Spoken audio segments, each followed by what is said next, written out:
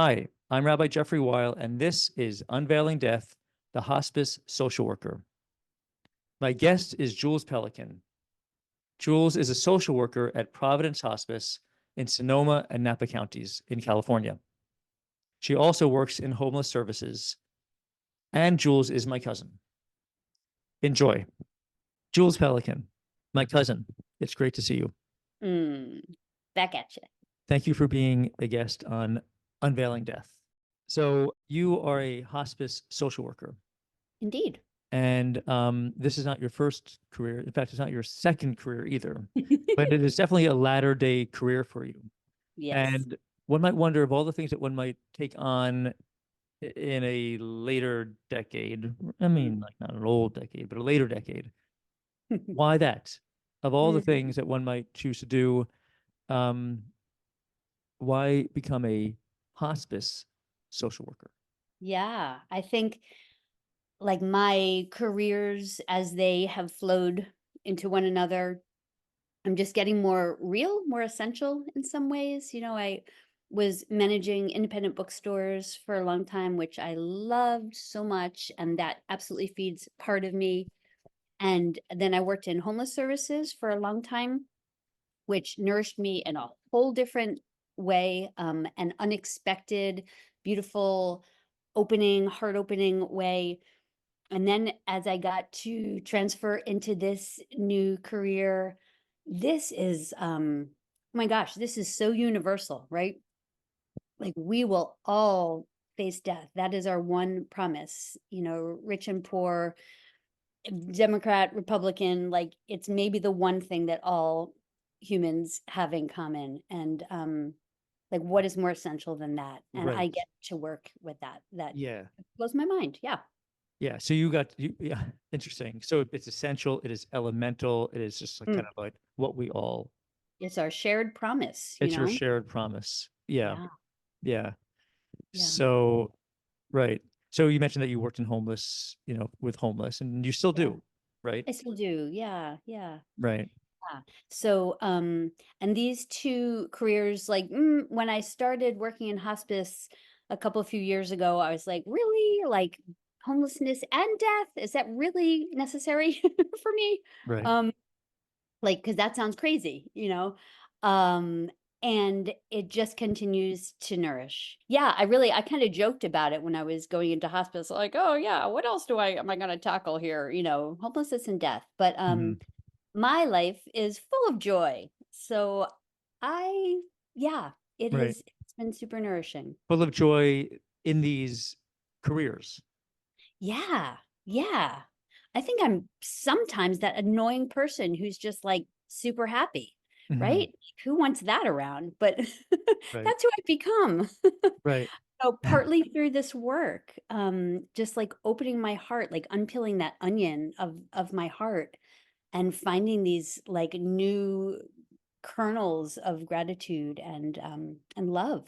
Right. So, but it's gratitude, not the kind of gratitude that is there, but for the grace of God go I. In other words, I'm not Oh, homeless, I'm not dead yeah. yet, but Yeah, not yet. gratitude through the work. Yeah, yeah, you're right. So it's not a gratitude of like, oh gosh, I can help those people. Oh my gosh, it's sort of the opposite. Like this is me, this is us. Um, like look what I get to be with. Like look how I get to interact with this weird dance of life. Right. Um, I get to see people in these really tender and vulnerable places. Um, what an honor Hmm. how it informs like looking at myself also. There's not a lot of separation between me and the people that I serve, and that became obviously true when I started working in homeless services, to my great surprise. I'm Hmm. like sitting across from someone and like in the back of my mind I'm like, wow, this could be me. There's not that much difference between any of us. Right. Yeah. Absolutely. I used to have Yeah. a prayer that I kind of made up, and I forget the full prayer. It had four parts to it. And I would say to myself as I was like in bed trying to fall asleep, this is probably when I was in college and like around that time, that part of it, it was either number three or number four. I think it was number three of my four-part prayer was that um, paraphrasing, I don't remember exactly, that I could be anyone else and anyone else could be me. Yep. And we are, Right. I mean, the different aspects just kind of open up. Yeah. Um the the death the death part, working with people who are nearing death, that's so clearly could be any of us. And um, I was listening to your Unveiling Death fabulous playlist on Spotify, little plug. Thank you. Um, and each song like touched into another element of of the universality of this experience. And I don't walk around, as opposed to what it may seem, I don't walk around thinking, wow, that like an anvil could fall on me at any moment. This could be my last step. I don't feel that at all. I'm just as spontaneous as, ever. Right.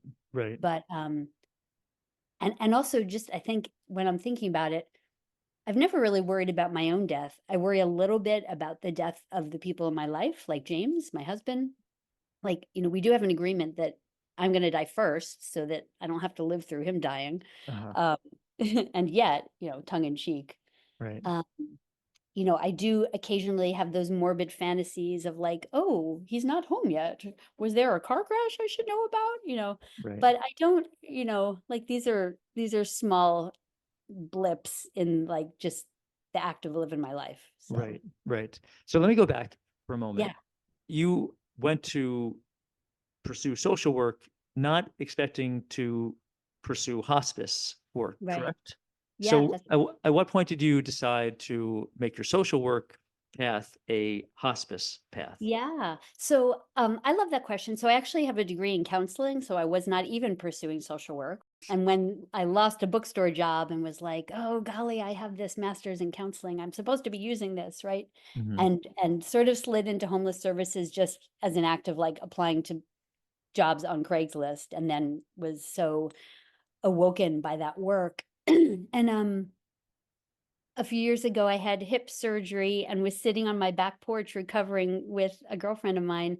And we had one of those conversations like, what's a thing that you would want to do with your life, now? And she was talking about wanting to be a writer. And I didn't know that. How great is that?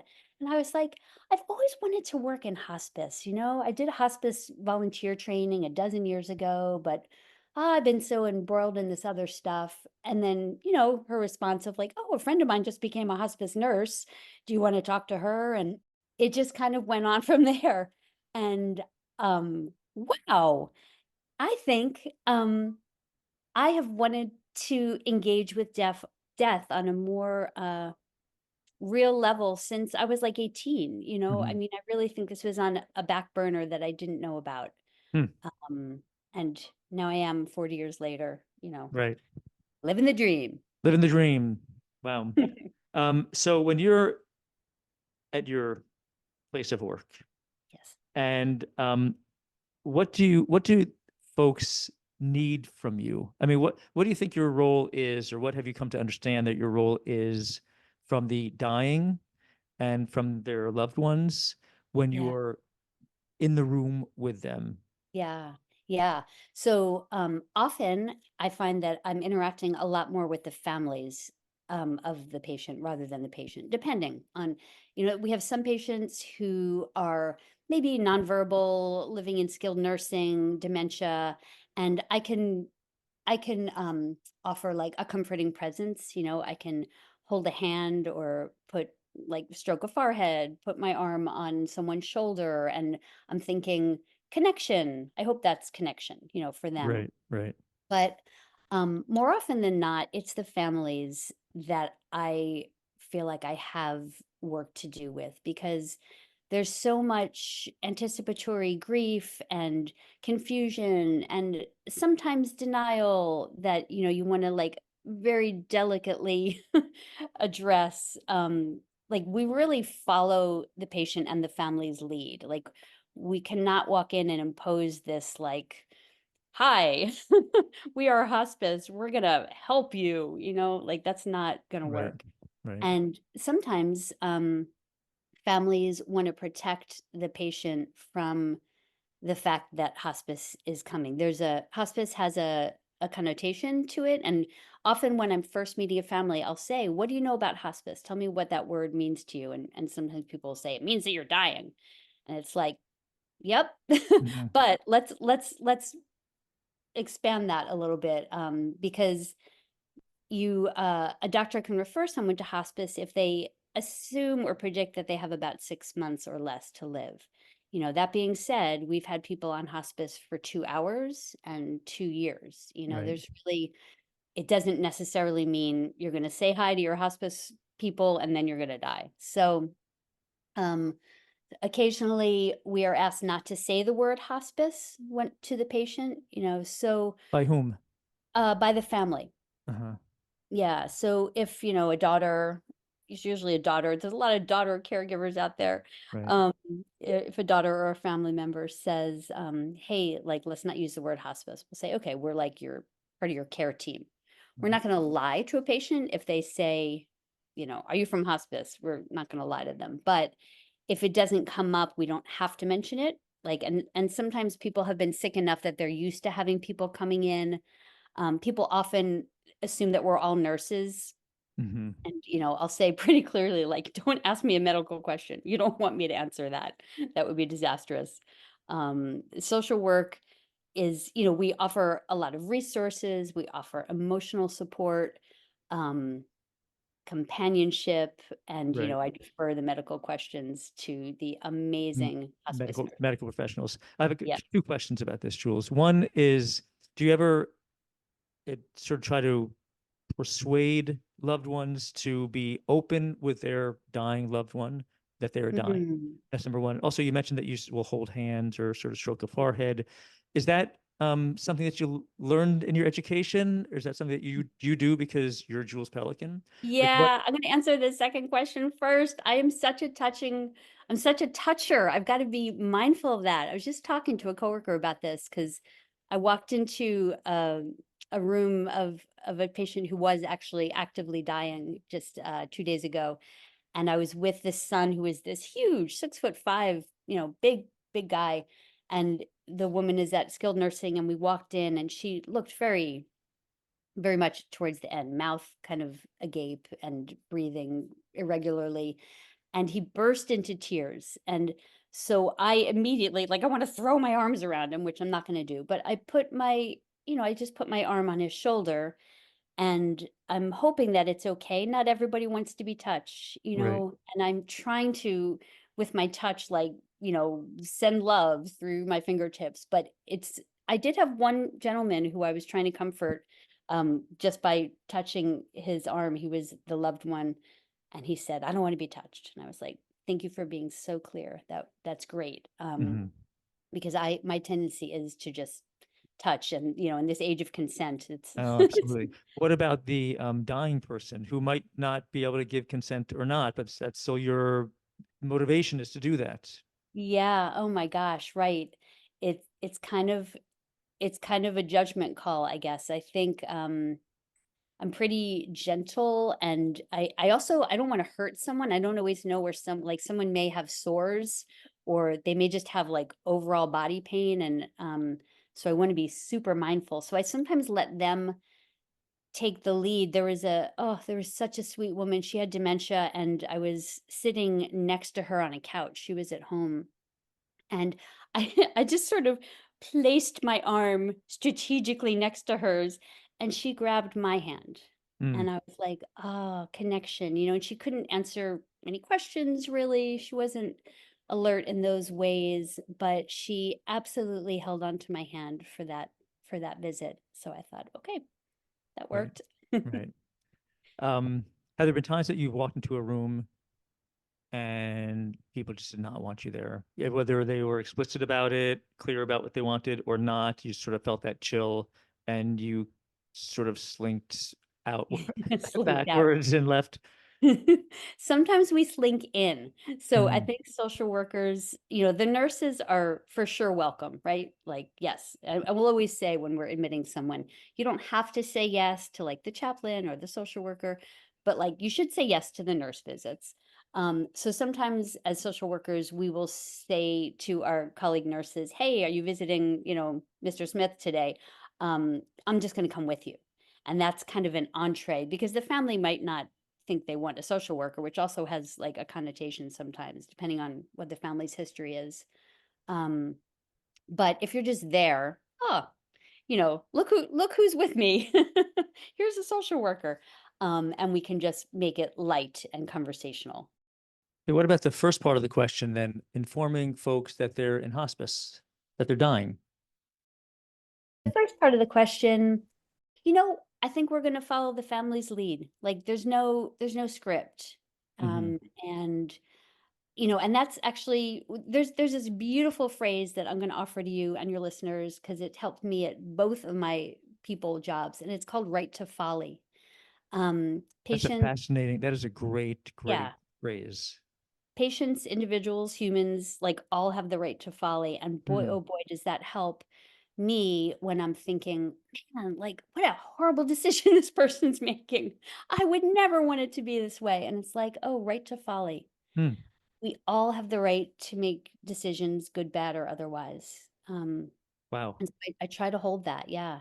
Right. So the right to folly might be don't tell my blank that he or she or they are Yeah. dying, right? Yeah. And you might think that that's not a wise decision. You might think that they should have the right to know, but the Exactly. family has the right to folly. Yep, yep, the Hmm. family does. I mean, it actually comes up a little bit more maybe for me in homeless services because I work with, I've worked with wonderful people who make terrible decisions again and again. Right. Like it's not my life. I can't impose my stuff. Right. So it's interesting because as a rabbi, I feel like I can, if I identify the folly, I have the prerogative to call it out or point it out. I should say, not call it out, but point it out and say, maybe you want to see this, understand this differently, and think about another possibility here. Yeah. Especially if I have a relationship with Yeah. a congregant, for instance. Is that not? Yeah, no, I do that too, and I Mhm. think that's helpful and clinically appropriate. It's like here's a few other things you could think about, and it's up to you. And there's a thing that we use a lot in homeless services and could be used with families as well. Come to think of it, called motivational interviewing, where you're really trying to help a person like make their own wise decision. You think about like we all have an inner teenager, right? And if I say something that if I'm going to impose something on you, your inner teenager might just rear its head like I'm not doing that. So, I can't tell you what to do. And so, but can I help support you in making a wise decision for yourself by instructing you in looking at different options and opportunities. So yeah, rabbis could use motivational interviewing too. Yeah, that's Yeah. helpful. Thank you. Yep, certainly. Yeah. So, as a rabbi and as someone who's immersed in death things, also, life things and birth, but I do a lot of funerals and see a lot of very sick people. I do wonder sometimes, I think I have the answer, but I still think it's important to wonder whether this immersion in, I don't know, sadness, all that worry, death, Mhm. funerals, is taking some sort of emotional something out of me or imposing Yeah. some kind of emotional something on me or into me that I'm not Yeah. really fully realizing. Actually, my answer is no, I don't feel that way. And then I do wonder if I'm just either compartmentalizing really, really effectively and whether that's healthy. Yeah. What do you Yeah. think? Yeah, this is such good fodder, and this is why I love having this conversation with you, having conversations with my coworkers and colleagues, because we we do have to make sure we're not taking all this in some way that we're not aware of. And I there's little rituals that I do if I start to feel a little heavy. Um, there's some skilled nursing facilities which are pretty can be kind of hard, depressing. Not some of them are fine and some of them just don't feel great. And if I've been in one of those places and I'm walking out with just this heaviness, I do like, I go to my car and I've sung with Threshold Choir. I don't know if you know who Threshold Choir is. So, and this is a good thing for your podcast listeners too. Threshold Choir is a national or maybe international organization that sings at the bedsides of the dying. So Wow. just small groups of women, usually women, 2 to 3 women, and we sing a cappella, like, little blessings. It's non-denominational, and, so I have sung with them, and so there's some beautiful songs that are in my body from them, and I will just start singing these little blessings, like, to myself and to the person I was visiting and to everyone else in the skilled nursing facility and to the people who work there because, ugh, oh my god, to be surrounded by so much chaos and often misery, it's gotta be hard, and I kind of like you can't see me, but yeah, I'm just like wiping things, wiping energetically wiping things for Bumping things myself. off. Yeah. So this you Yeah, do, like you do it to them, but yeah. not near them. In other words, you'll do No, this in just on your my car. own, just in Yeah. my car. I'm just like sending blessings to all of us because, oh, that was heavy, right? It's a heavy Mhm. environment. I think like at hospice and also in homeless services, there is a strong gallows humor. Like you have to have a sense of humor about all of this, or it would be unbearably heavy, you know? Mhm. Um, Mhm. and I love, like, when I saw that you were, interested in this field, like, I was like, "Oh, another person to talk to." Like, let's move this through ourselves, not have it get stagnant, you know? Right. Right. I Yeah. guess I'm wondering about the whether it's very heavy, or because, as you mentioned before, it is elemental and it is essential. Mhm. And so because it is those things, that it becomes less heavy. Do you know what I Right. mean? I know, but here's one thing, Jeff. I really want to make sure that I do continue to honor the feelingness of it. Mhm. And I was there was a one woman who was my patient over a series of many months, and she lived in a kind of a skilled nursing facility, and I loved her. I loved her, and died suddenly. I'm going to say suddenly, which is ridiculous because she's been on hospice, but I was genuinely sad, and I loved that. I love that my heart was aching, because it just showed me like, "Oh, I love this woman, and I'm not immune to death." I got to go with the nurse on the death visit, and, like, her body was still warm. I got to touch her and Right. meet her friend, and that was such a relief to me. I mean, I don't like feeling sad and achy any more than anyone else, but it was a good indicator to me that I'm still, alive in there and functioning and not Right. I haven't had all the protection up Right. all the time. Absolutely. All the shielding that we do. Yes. What I do sometimes, even if I'm maybe doing a funeral for a family that I don't, a person and family that I don't really know that well, as I'm entering, I'll be driving to the cemetery, for instance, or the funeral home, and I might have music on in the car or whatever. And when I come close, I turn it off, just Yes. to remind myself that the this is not necessarily very, very big for me, Mhm. but it is very, very big for them. Yep. I do the exact same thing. I'm listening Hmm. to a podcast or music, and when I'm a few minutes away from the house or wherever I'm going, I just shut it and I have silence for Well, the remaining. Yeah. there Oh, you I love go. you for that. We Yeah. must be cousins. Oh, we must be. Must be.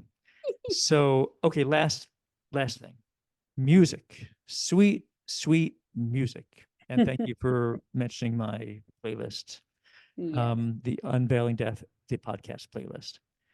So I go into hospital rooms and also hospice places, and there's often music on, or not always, but and of course that music might be the last music, the last song that Mhm. that person will ever hear. Mm. And I sometimes think, although I don't have an answer, what do I want my final song to be, or whatever. Yeah. Do you think about that for yourself? Mm. I don't generally think about it, but because you've asked me, we wait when to break into a rendition of Grateful Dead Broke Down Palace together. Gonna leave. This This broke broke down down palace palace on my hands and my and knees. my knees. I I will will roll, roll, roll, roll. roll. There Woohoo! we go. That's a good one. Yeah, yeah. Music is also so elemental. Oh my gosh. Yeah. Right. I love that playlist. When we're done here, I'm going back to it. I'm gonna dance around my house to that death playlist. Crank it up. Crank the playlist. Crank the death playlist. Yay. Okay. Well, Jules Pelican, Mm, this has been awesome. I thank you so tough very, very while. much. Thank you so much. What a delight. And if I was able to spend the time and money to end this now with Broke Down Palace, I would. But instead, I'll probably just play something from my band, the Night Owls, as Oh, we the Night exit. Owls, my favorite other band. Grateful Dead and the Night Owls of And the Chicago. Night Owls. Okay, thank you, Jules. Thanks, Jeff.